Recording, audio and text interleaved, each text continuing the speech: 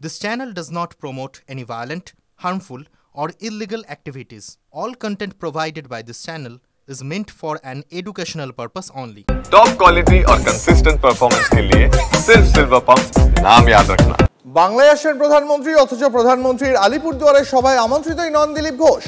যারা নেতা তারা প্রধানমন্ত্রীর সভায় থাকবেন, আমি একজন সাধারণ কর্মী, দাবি বিজেপির প্রাক্তন রাজ্য সভাপতি। বাংলার প্রোগ্রাম আছে, ওখানকার কর্মীরা জনসভা আছে, ওখানকার কর্মীরাই যাবেন। কলকাতায় যখন আসবেন আমরা এখানে থাকবো। যারা লিডার আছেন তাদের প্রোটোকল থাকে, তাদেরকে থাকতে হয় প্রাইম মিনিস্টারের সঙ্গে। আমি কোনো পদাধিকারী নেই, আমি সাধারণ কর্মী হিসেবে এখানে যখন আসবেন সেখানে যাবো। মাঠে সক্রিয় আছে, কর্মীদের সঙ্গে আছি, আমি সাধারণ কর্মীদের সঙ্গেই আছি। আপনার যে অবদান সেটা কি দল কোনোভাবে অস্বীকার করার লাইনে হাঁটছে? স্বীকার অস্বীকার কে করলো না করলো তাতে কোনো ফারাক পড়বে না। আমাকে পার্টি যে দায়িত্ব দিয়েছে আমি নিষ্ঠার সঙ্গে সেটা পালন করেছি। এবার যে কাজটা অসম্পূর্ণ আছে পরবর্তী যারা আসবেন তারা পূর্ণ করবেন। পার্টি এগোতে থাকে, চলতে থাকে। আপনার খারাপ লাগে না? আপনার খারাপ লাগে না? খারাপ লাগবে কেন? আমি কোনোদিন ভাবিনি আমি প্রেসিডেন্ট হবো, আমি এমএলএ হবো, এমপি হবো। পার্টি যেটুকু বলেছে আমি সেটা করে দেখিয়েছি। আবার পার্টি যদি আমাকে দায়িত্ব দেয় আমি সেটা করবো। আমাকে যদি পার্টি বলে তুমি সাধারণ কর্মী হিসেবে কাজ করো, তো পার্টির মধ্যে থাকবো, তো পার্টির কাজই করবো। এর জন্য আমার কোনো দুঃখ নেই, আশা প্রত্যাশাও নেই। বঙ্গে আসছেন প্রধানমন্ত্রী নরেন্দ্র মোদী, অথচ তার সভাতেই আমন্ত্রণ পাননি দিলীপ ঘোষ। শুভেন্দু অধিকারী এই নিয়ে কি বলছেন শোনাবো আপনাদের।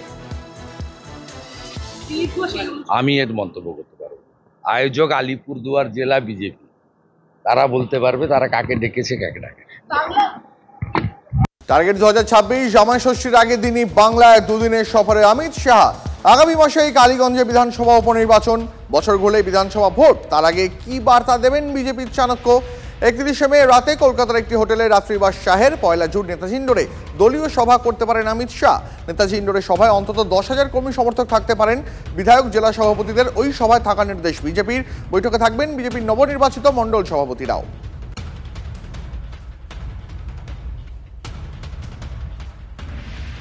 ভোট এলেই এরা একটু বেশি আসেন কোনোভাবে ভোট, একটা কোনো ভোটের কথা শোনা গেলেও দেখবেন এদের যাতায়াত বাড়ছে। তো এরা তো রাজনৈতিক পরিযায়ীর ভূমিকা নিয়ে নেন, রাজনৈতিক পর্যটকের ভূমিকা নিয়ে নেন, আর ভোটের সময় এসে তারা ডেইলি প্যাসেঞ্জারি করেন, ডেইলি প্যাসেঞ্জারি। প্রধানমন্ত্রী আসছেন, স্বরাষ্ট্রমন্ত্রী আসছেন, এটা বড় কথা নয়। বড় কথা হচ্ছে খালি হাতে আসছেন। খালি হাতে আসবেন কেন? বাংলার 1,70,000 কোটি টাকা বকেয়া, এলে বাংলার অধিকারের টাকা দিতে আসবেন, খালি হাতে নাটক করতে আসবেন না। মানুষ বিচার করবেন, আপনারা আবার প্রত্যাখ্যাত হবেন। এই মুহূর্তে যে খবরে নজর রাখবো, বিডিও এসডিওদের টাইট দেওয়ার নিদান দিলেন বিজেপির রাজ্য সভাপতি সুকান্ত মজুমদার। এই রাজ্যে বিডিও এসডিওরা বেছে বেছে হিন্দু ভোটারদের নাম তালিকা থেকে কেটে দিচ্ছেন, তাই সবার আগে তাদের টাইট দিতে হবে, অভিযোগ তুললেন কেন্দ্রীয় শিক্ষা প্রতিমন্ত্রী। আদালতে যাওয়ার হুঁশিয়ারিও দিলেন বালুরঘাটের সাংসদ। রাজ্যে তৃণমূলের সরকার থাকলে দেশের বিপদ, তাই এই সরকারকে সরাতে হবে। জলপাইগুড়ি কর্মী সভা থেকে বার্তা বালুরঘাটের সাংসদের। একজন অফিসার ছিলেন, তিনি ধরা পড়েছেন যে ভোটার লিস্ট থেকে হিন্দুদের নাম কেটে বাদ দেওয়া হয়েছে। যে ভিডিও, অ্যাডিশনাল ভিডিওস ক্রেডেনশিয়ালি অর্থাৎ পাসওয়ার্ড এবং ইউজার নেম নিয়ে নাম কাটছিল, 500 নাম কেটে বাদ দিয়ে দিয়েছে। ভাবুন, তাকে সবাই দায়ী করছে, দলিল পাঠা করছে, সে পালিয়ে আছে।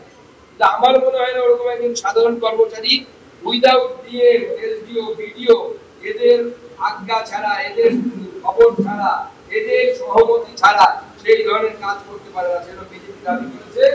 আমরা কোর্টে যাব প্রয়োজনে, যে সিবিআই তদন্ত হওয়া উচিত, আর সবার আগে ভিডিও এসডিও যারা চামচাগিরি করে তৃণমূলে তাদেরকে টাইট দেওয়া। ক্লাস 10 ও ক্লাস 12 এর পরীক্ষা শেষ, রেজাল্ট আউট। এরপর কি পড়বেন, কোথায় পড়বেন? সুলুক সন্ধান এখন হাতের মুঠোয়। টিভি9 বাংলা এডুকেশন এক্সপো 2025, কলকাতার সবচেয়ে বড় এডুকেশন এক্সপো। ডিগ্রি না ডিপ্লোমা, কোন কোর্স করবেন, কিভাবে প্ল্যান করবেন নিজের ক্যারিয়ার, সব প্রশ্নের উত্তর একটাই। টিভি9 বাংলা এডুকেশন এক্সপো। একই ছাদের তলায় থাকছে নামকরা সব ইঞ্জিনিয়ারিং কলেজ, বিশ্ববিদ্যালয়, মেডিকেল ও ম্যানেজমেন্ট ইনস্টিটিউশন। টিভি9 বাংলা এডুকেশন এক্সপো 2025, 31শে মে ও 1 জুন বোস ইনস্টিটিউটে, কলেজ মোড়, সেক্টর 5, সকাল 10টা থেকে সন্ধ্যে 7টা পর্যন্ত। এন্ট্রি একেবারে ফ্রি।